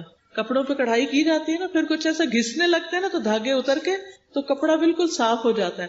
فرمایا کہ کپڑوں کے بیل بوٹوں کی طرح اسلام بھی مٹتا جائے گا، حتیٰ کہ کسی کو یہ بھی معلوم نہ رہے گا کہ نماز، روزہ، قربانی اور صدقہ کسے کہتے ہیں، کیا ہوتا ہے. اور ایک رات میں اللہ تعالیٰ کی کتاب کو مٹا دیا جائے گا اور زمین میں ایک آیت بھی باقی نہ رہے گی. لوگوں میں سے جو بوڑھے مرد اور بوڑھی خواتین بچیں گی وہ کہیں گے ہم نے اپنے باپ دادا کو یہ کلمہ کہتے ہوئے سنا تھا، لا الہ الا اللہ، اور اب ہم بھی یہی کہتے ہیں. آپ کو پتا ہے کہ کچھ عرصہ پہلے جب بوسنیا کے بہت حالات خراب ہوئے پھر دنیا کو بوسنیا والوں کا پتہ چلا تھا، تو وہاں ایسی بہت سی مثالیں کہ ان لوگوں کو سوائے لا الہ الا اللہ کے اور کسی چیز کا نہیں پتا تھا کہ اسلام کیا ہوتا. اسی طرح اور بھی کئی ایک اسٹیٹس ایسی ہیں، دنیا کے کئی ممالک ایسے ہیں کہ جہاں پر لوگ اپنے آپ کو مسلمان کہتے کیونکہ وہ لا الہ الا اللہ کہتے، اس سے آگے انہیں کسی چیز کا نہیں پتا. تو اللہ نے جس کام کے لیے بندوں کو پیدا کیا، اگر وہ ہوم ورک کیے بغیر واپس چلے گئے تو پھر ہوگا کیا؟ کیا واپس آ کے اپنا دوبارہ کر سکیں گے؟ دوبارہ کوئی دنیا میں نہیں آ سکتا، چاہے وہ دن رات روئے کہ مجھے ایک چانس اور ملے، کسی کو بھی یہ چانس نہیں ملے گا. اور یاد رکھیے یہ شیطان کا بہت بڑا وار ہے کہ نماز کو سب سے زیادہ مشکل بناتا ہے. شیطان کی نماز سے دشمنی ہے، نماز سے دشمنی ہے شیطان کی. قرآن مجید میں اللہ تعالیٰ فرماتے ہیں انما یرید الشیطان ان یوقع بینکم العداوۃ والبغضاء فی الخمر والمیسر ویصدکم عن ذکر اللہ وعن الصلاۃ فہل انتم منتہون. شیطان تو یہی چاہتا ہے کہ شراب اور جوئے کے ذریعے تمہارے درمیان دشمنی اور بغض ڈال دے اور تمہیں اللہ کے ذکر سے اور نماز سے روک دے، اور کیا تم باز آنے والے ہو؟ پھر اسی طرح آپ دیکھیں نماز جب ہم شروع بھی کر دیتے تو شیطان اتنے خیال ڈالتا ہے کہ وہ چاہتا ہے کہ پڑھ کے بھی نہ پڑھے اور بندے کو یہ بھی نہ پتا اس نے کیا پڑھا. اور لٹرلی کئی دفعہ ایسے ہو جاتا ہے نا کہ آپ پڑھتے تو آپ کہتے ہیں کتنا پڑھا تھا، بولا 3 پڑھی تھی 4 پڑھی تھی، کہیں میں بھول تو نہیں گئی تھی. کتنا زیادہ نماز میں بھلواتا ہے وہ، کیونکہ اس نے خود سجدے سے انکار کیا تو وہ روتا پیٹتا ہے جب بندہ سجدہ کرنے لگ جاتا ہے، بندہ نمازوں کی پابندی کرنے لگتا ہے. تو اگر کوئی شخص نماز نہیں پڑھتا تو کھلم کھلا شیطان کا دوست ہے. نبی صلی اللہ علیہ وسلم نے ایک دفعہ نماز پڑھی، پھر پڑھ کے فرمایا میرے سامنے ایک شیطان آ گیا نماز میں، کوشش کرنے لگا میری نماز توڑ دے، یعنی اتنا ستانے لگا، لیکن اللہ تعالیٰ نے اس کو میرے قابو میں کر دیا اور مجھ پہ غالب نہیں آیا. پھر نماز میں شبہ تو وہ ضروری ڈالنے کی کوشش کرتا ہے. رسول اللہ صلی اللہ علیہ وسلم نے فرمایا تم میں سے جب کوئی نماز پڑھنے کے لیے کھڑا ہوتا ہے تو شیطان آ کر اس کی نماز میں شبہ پیدا کر دیتا ہے، پھر اسے یہ بھی یاد نہیں رہتا کہ اس نے کتنی رکعتیں پڑھی. تم میں سے جب کوئی ایسا محسوس کرے تو بیٹھے بیٹھے 2 سجدے کر لے، یعنی سجدہ سہو کر لے، تو اس سے پھر نماز مکمل ہو جائے گی. کیا آپ میں سے کبھی کسی کو نماز بھولی؟ کس کو؟ کوئی ہاتھ ایسا نہیں ہوگا جو نہ کھڑا ہو. کیونکہ شیطان کیا چاہتا ہے کہ نماز ہم ایسی ادا کریں کہ وہ نہ کرنے کے برابر، محنت بھی کریں اور وہ ضائع بھی ہو جائے. تو اس لیے وہ وسوسے ڈالتا ہے. یعنی جب نماز کے لیے اذان دی جاتی ہے تو شیطان آواز نکالتا ہوا بڑی تیزی کے ساتھ پیٹ موڑ کے بھاگتا ہے تاکہ اذان کی آواز نہ سن سکے، اور جب اذان ختم ہوتی ہے تو واپس آ جاتا ہے. جو ہی تکبیر شروع ہوتی ہے پھر پیٹ موڑ کے بھاگتا ہے، تکبیر ختم ہوتی ہے تو دوبارہ آ جاتا ہے اور نمازی کے دل میں وسوسے ڈالتا ہے، کہتا ہے فلاں بات یاد کرو، فلاں یاد کرو، اور ان باتوں کی شیطان یاد دہانی کراتا ہے جن کا اسے کبھی خیال بھی نہ آیا ہو. ایسے ایسے آئیڈیاز نماز میں آنے لگتے ہیں، اور اس طرح اس کو یہ بھی یاد نہیں رہتا کہ اس نے کتنی رکعتیں پڑھی، اور یہ سراسر شیطان ہوتا ہے. تو آپ دیکھیے اگر نماز میں شیطان نہیں چھوڑتا تو باقی زندگی میں چھوڑ دے گا؟ تو ہم میں سے کون اپنے آپ کو پاکیزہ قرار دے سکتا ہے اور یہ کہہ سکتا ہے میں تو بڑا ہی نیک ہوں اور مجھے اب کسی مزید عبادت کی اور توبہ استغفار کی ضرورت نہیں؟ نہیں، ہم سب کو ضرورت ہے. تو ہم سب کو نماز میں شیطان کی کھیل سے بچنے کی ضرورت ہے. حضرت عثمان بن عفان سے مروی ہے کہ ایک شخص نے نبی صلی اللہ علیہ وسلم کی خدمت میں حاضری دی اور عرض کی یا رسول اللہ صلی اللہ علیہ وسلم، میں نماز پڑھ رہا تھا، مجھے نہیں پتا چلا کہ میں نے جفت عدد میں نماز پڑھی یا طاق عدد میں، یعنی ایون یا آڈ نمبر کتنی رکعتیں پڑھی مجھے یاد نہیں رہا. تو آپ صلی اللہ علیہ وسلم نے فرمایا اپنے آپ کو اس بات سے بچاؤ کہ تمہاری نماز میں شیطان تم سے کھیلنے لگے، تمہیں غافل کر دے. خود کو کنٹرول کرو کہ شیطان کی باتوں میں نہ لگو کہ تمہیں بھلوا ہی دے کہ تم نے کیا پڑھا. تم میں سے کوئی شخص نماز پڑھ رہا ہو اور اسے جفت اور طاق کا پتہ نہ چل سکے تو اسے سہو کے 2 سجدے کر لینے چاہیے کہ ان دونوں سے نماز مکمل ہو جاتی. تو آپ دیکھیے کہ اگر کوئی شخص بھول گیا، مثلا 3 رکعتیں پڑھی یا 4، تو وہ ان کو کتنا بنا لے؟ 3، 1 رکعت اور پڑھ لے اور آخر میں سجدہ سہو کر لے. ٹھیک ہے، آپ ہاتھ کھڑا کر رہی تھی، اب آپ پوچھ لیجیے جی اگر غالب گمان ہے کہ 4 پڑھی ہے لیکن ایسے ہی شک پڑ گیا تو پھر آپ اور رکعت نہیں پڑھیں گے، پھر 2 سجدے آخر میں کر لیں گے، جیسے نبی صلی اللہ علیہ وسلم نے فرمایا کہ یہ سجدے نماز کو مکمل کر دیں گے، شیطان کے شر کو دور کر دیں گے. جی آپ فرمائیے.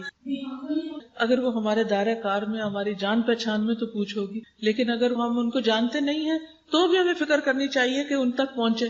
آپ دیکھیں کہ جیسے آج آپ نے وقت نکال ہی لیا نا اس مجلس میں آنے کی، یاد تازہ ہو جائے. پڑھتے تو ہیں ہم نمازیں، لیکن جب دوبارہ سے انسان سنتا ہے تو اور فکر کرنے لگتا ہے، اور زیادہ دھیان دینے لگتا ہے، اوروں کی بھی فکر کرنے لگتا ہے اور کئی نئی باتیں بھی سیکھتا ہے. تو اسی طرح اپنے وقت کا کچھ حصہ ضرور نکالیں کہ جس میں آپ لوگوں کی تعلیم کا بندوبست کریں. اگر خود آتا ہے تو ٹھیک ہے، نہیں آتا تو کسی جاننے والے کو بلا کر اپنے گھر میں درس کروائیں، اپنے محلے میں کرائیں، ایسے سب لوگوں کو دعوت دیں. اگر آپ کا کوئی گاؤں ہے تو وہاں جا کر خود سارا انتظام کر کے سارے گاؤں کو بلائیں اور ان کے لیے درس کا انتظام کریں. اب تو اتنی آسانی ہو گئی ہے کہ اگر آپ ہر ہفتے نہیں جا سکتے، مہینے میں ایک دفعہ چلے جائیں اور ان کے پاس کیسٹس چھوڑ آئیں اور ان کو کہیں کہ یہ سنیں. وہ سنتے رہیں گے، کچھ سمجھیں گے کچھ نہیں سمجھیں گے، پھر واپس جا کے آپ ان سے کہیں جو نہیں سمجھ آئی لائیں میں آپ کو سمجھاؤں، ان کو سمجھائیں. یعنی جو پڑھ سکتے ہیں، پڑھا لکھا طبقہ، ان کو کتابیں بھی دے سکتے ہیں، آپ بکس دے سکتے ہیں. بڑی اچھی اچھی نماز پہ کتابیں آ گئی، چھوٹی بھی بڑی بھی ہر طرح کی موجود ہیں، وہ ان کو پڑھنے کے لیے دیں. لیکچر سنوائیں. اور جو لوگ بالکل ان پڑھ ہیں، میجورٹی تو ہمارے ملک کی ان پڑھ ہے، وہ پڑھ نہیں سکتی لیکن سن تو سکتی ہے نا، تو ان کو سننے کے لیے چیزیں دیں اور ان کے لیے بندوبست کریں. اب آپ دیکھیں کہ آہستہ آہستہ کیسٹس بھی ختم ہو جائیں گی، ٹیپ ریکارڈر بھی ختم ہو جائیں گے، لوگوں کے ہاتھوں میں موبائل ہے، موبائل کے میموری کارڈ جو ہے ان پہ بھر کے لیکچرز آپ لوگوں کو دے سکتے ہیں کہ اچھا یہ سنیں یہ کریں. جب تک ہم منہ کھولیں گے نہیں، کسی کو بتائیں گے نہیں، تو کسی کو کیا پتا چلے گا. کل پرسوں مجھے کسی نے ایک میل بھیجی اور انہوں نے بتایا کہ 94 ایئرس کے ایک شخص ہیں جنہوں نے ورلڈ وار سیکنڈ میں حصہ لیا اور وہ روز مسجد میں جا کے نماز پڑھتے ہیں. تو اچانک تو انہوں نے نہیں شروع کر دی ہوگی نا، شروع سے عادت ہوگی مسجد جانے کی، اور پھر اللہ سبحانہ وتعالیٰ نے اس کی برکت سے ان کے اعضاء جسم سلامت رکھا اور اب بھی توفیق دی کہ وہ مسجد جائیں. آج 18 سال کا بچہ تو گھر میں سو رہا ہے اور 94 ایئرس کا بندہ مسجد جا رہا ہے. فرق کس چیز کا ہے؟ اہمیت کا فرق ہے نا. اس کو امپورٹنس پتا ہے، وہ بڑھاپے کے باوجود محنت کر رہا ہے اور یہ جوانی میں بھی غافل ہے. اس کے لیے اویئرنیس کریٹ کرنی، ہمیں لوگوں کو ایجوکیٹ کرنا ہوگا، ہمیں لوگوں تک خیر کی بات پہنچانے کی فکر کرنی ہوگی اور خود بھی اس کی پابندی کرنی ہوگی. اور کوئی کچھ آپ میں سے کہنا چاہے؟ جی آپ فرمائیے. بس کوشش میں لگے رہیں، کیونکہ کوشش کرنا فرض ہے. ہدایت تو اللہ دیتا ہے، ان کے لیے دعا بھی کریں. مختلف مواقع پر جب ان کا دل نرم ہو تو اس وقت انہیں اس کی تلقین کریں. بس کسی کو ضد میں نہ آنے دیں. کسی نے لکھا ہے جو شخص کرسی پر بیٹھ کر نماز پڑھتا ہے کیا وہ جماعت کروا سکتا ہے؟ اس میں یہ ہے کہ وہ آخر کیوں کروائے؟ اگر کوئی اور موجود ہے تو اسی کو جماعت کروانی چاہیے، الا یہ کہ سب سے زیادہ وہ پڑھا لکھا ہے، یا جیسے قرآن کے کوئی قاری ہوتے ہیں، حافظ ہوتے ہیں، تو وہ حافظ ہے اور باقی کوئی حافظ نہیں، تو اب کیا ہوگا؟ اس حافظ کو نماز پڑھانی ہوگی. لیکن کرسی پہ ساری نماز بیٹھ کے نہیں پڑھنی چاہیے. قیام کرنا چاہیے جب تک آپ کھڑے ہو سکتے ہیں. رکوع اور سجدہ زمین پر کرنا چاہیے جب تک آپ کر سکتے ہیں، اور اگر نہیں کر سکتے تو پھر کرسی کی اجازت ہے، لیکن کرسی کے آگے میز رکھنے کی ضرورت نہیں ہے. اشاروں سے بھی سجدہ ہو سکتا ہے اگر آپ جھک نہیں سکتے نیچے تک. آج کل چھوٹے نابالغ بچے اور بچیوں کے ساتھ زیادتی کے کیس بہت زیادہ ہو گئے ہیں. آپ بتائیں ہم اپنے بچوں کو کیسے گائیڈ کریں؟ بس ان کو اپنی نگاہ سے اوجھل نہ کریں، ان کو ان اٹینڈڈ نہیں چھوڑیں، ان کو اکیلے گلی بازار میں دودھ لینے اور دکان سے کچھ خریدنے مت بھیجیں. لڑکیوں کو اللہ تعالیٰ نے جو حدود رکھی ہیں وہ بڑی اہم ہیں. یعنی اگر گھر میں مرد نہیں ہے تو پھر آپ بچوں کو لے کے خود نکلیں، لیکن اکیلے بچوں کو گلی بازار میں مت کھیلنے دیں. اس میں میں سمجھتی ہوں کہ ماؤں کا ایک بہت بڑا حصہ ہے، اس میں مائیں بھی قصوروار ہیں، کیونکہ اللہ سبحانہ وتعالیٰ نے ماں کو یہ ذمہ داری دی ہے کہ باپ جب گھر پہ نہ ہو تو وہ کیا کریں؟ فالصالحات قانتات حافظات للغیب بما حفظ اللہ. کہ نیک عورتیں فرما بردار ہوتی ہیں، شوہر کی بات مانتی ہیں، اور وہ حفاظت کرنے والی ہوتی ہیں. حافظات للغیب، غیب کے لیے، بما حفظ اللہ، جیسے اللہ نے ان کی حفاظت کی. یعنی اللہ تعالیٰ نے جیسے ان کے حقوق کی حفاظت کی ہے تو وہ بھی شوہر کی غیر موجودگی میں شوہر کے بچوں اور اپنے گھر والوں کی نگرانی کرتی ہیں، حفاظت کرتی ہیں. حدیث میں آتا ہے کلکم راعن وکلکم مسئول عن رعیتہ، تم میں سے ہر شخص نگران ہے اور ہر شخص سے اس کی رعایا کے بارے میں پوچھا جائے گا. نبی صلی اللہ علیہ وسلم نے فرمایا والمرأة راعیة فی بیت زوجها ومسئولة عنها، عورت اپنے شوہر کے گھر والوں کی نگران ہے، بچوں کی نگران ہے، اور اس سے ان کے بارے میں پوچھا جائے کہ بچوں کو کیوں چھوڑ دیا تھا اس طرح کہ کوئی ان کے ساتھ زیادتی کرے. اسی طرح ہم بعض اوقات کزنز کے ساتھ ان کو کھلا چھوڑ دیتے ہیں کہ کوئی نہیں، چھوٹے ہی ہیں، ان کو ابھی کیا اتنی سمجھ نہیں. اس وقت میڈیا کی وجہ سے ہر چیز اتنی اوپن ہو چکی ہے کہ چھوٹے چھوٹے بچوں کے اندر بھی وہ ساری معلومات ہیں جو کبھی بڑے بڑوں کو نہیں ہوتی تھی. جو نمازیں چھوٹ گئی ہوں ان کی گنتی معلوم نہ تو کیا کریں؟ کثرت سے نوافل پڑھیں، کیونکہ ابھی آپ نے پڑھا نا کہ جن کے فرائض کی کمی ہوگی وہ نوافل سے پوری کر دی جائے گی. اکثر علماء کہتے ہیں کہ آپ کے پاس وقت کم ہو تو صرف فرض پڑھ لیا کریں. کبھی کبھار تو ایسا ہو سکتا ہے، لیکن یہ نہیں کہ ہم ویسے ہی ساری زندگی ہماری بھاگ دوڑ کی اور بزی ہیں تو ہم صرف فرض پر گزارا کرتے رہیں. اکثر لوگ فجر کی نماز میں سستی کرتے ہیں، جب سو کر اٹھتے ہیں تو باقاعدگی سے فجر پڑھ لیتے ہیں، کیا یہ طریقہ درست ہے؟ آپ ہی بتائیے. کیا آپ کو معلوم ہے کہ نبی صلی اللہ علیہ وسلم کو ایک دفعہ خواب میں 2 فرشتے لے کر گئے اور انہوں نے دیکھا کہ ایک شخص کے سر پر پتھر مارا جاتا ہے اور سر کچلا جاتا ہے، پھر وہ دوبارہ درست ہو جاتا ہے. تو انہوں نے ان سے پوچھا کہ یہ کون ہے؟ تو آپ کو یاد ہے کیا بتایا گیا تھا؟ یہ وہ شخص ہے جو فجر کی نماز میں سستی کرتا تھا. اور پھر آپ دیکھیے کہ نبی صلی اللہ علیہ وسلم فجر کی 2 سنتوں کے بارے میں فرماتے ہیں یہ مجھے دنیا اور دنیا کی ہر چیز سے زیادہ پیاری ہے، اور یہ سنت نماز ہے فجر کی. کہاں یہ کہ فرض کو کوئی چھوڑ دے. کیا استاد کی یہ خواہش ہونی چاہیے کہ جب وہ آئے تو اس کے شاگرد کھڑے ہوں؟ نہیں، نبی صلی اللہ علیہ وسلم نے اس سے منع کیا ہے. جب والدین اولاد کو نماز مار کر کہتے ہیں تو یہ بہت سختی سے پیش آتے ہیں. اکثر حدیث کوٹ کرتے ہیں کہ 10 سال کے بچے کو نماز نہ پڑھے تو مارا جائے.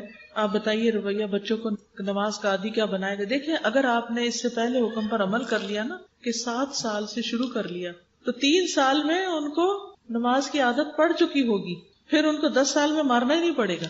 اللہ یہ کہ کوئی بہت ہی ایسا ڈھیٹ ہو تو اس میں بھی کیا ہے کہ انسان ایسی مارنا مارے کہ وہ بےچارے معصوم بچے جو ہیں وہ بے ہوشی ہو جائیں. یعنی اس میں انتقام لینے والی مار نہیں ہونی چاہیے. مطلب یہ کہ کوئی ایسی ضرب لگائے انسان کے سستی ان کی ختم ہو جائے، اٹھ کے کھڑے ہو جائیں. شادی والے دن وقت پہ نماز پڑھنا بہت مشکل ہوتا ہے. وہ کیوں؟ آپ اتنا ہنگامہ اکٹھا ہی کیوں کرتے ہیں کہ آپ کی نماز رہ جائے؟ کیا جمع کر سکتے ہیں؟ نہیں، اپنے وقت پر ہی پڑھیں گے. کیا مشکل ہے؟ میں نے تو اپنی شادی کے دن سب نمازیں پڑھی تو مجھے تو کوئی مشکل نہیں ہوئی. اصل میں اللہ تعالیٰ دیکھنا ہی یہ چاہتا ہے کہ خوشی کے موقع پر، غم کے موقع پر، مصروفیت کے موقع پر میں ان کو سب سے زیادہ پیارا ہوں یا نہیں، میری طرف آتے ہیں یا نہیں. لوگ دعائیں کرتے ہیں اللہ رشتہ ہو جائے، رشتہ ہو جائے. رشتہ ہو گیا، اب جو ہی رشتہ ہوا بازاروں کے چکر شروع ہو گئے، نمازیں جانے لگی. شادی کا دن آیا، نماز گئی. ولیمہ ہے، نماز گئی. بعد میں شوہر کے ساتھ تعلق ہے، نماز گئی. جس رب نے آپ کی دعا سنی، آپ کو گھر دیا، سب سے پہلے اسی کا حق بھلا دیا. کیا واپس اللہ کے پاس نہیں جانا؟ پھر کوئی ضرورت نہیں پڑے گی اس کی. تو اس لیے خدا سے ڈرنا چاہیے. چلیے جزاکم اللہ خیرن، ٹائم ہو چکا ہے. اللہ تعالیٰ آپ کے آنے کو، بیٹھنے کو، سننے کو قبول فرمائے. آپ کو، آپ کی اولادوں کو، آپ کے رشتہ داروں کو نمازی بنائے. وآخر دعوانا ان الحمد للہ رب العالمین. سبحانک اللہم وبحمدک، اشہد ان لا الہ الا انت، استغفرک واتوب الیک. السلام علیکم ورحمۃ اللہ وبرکاتہ.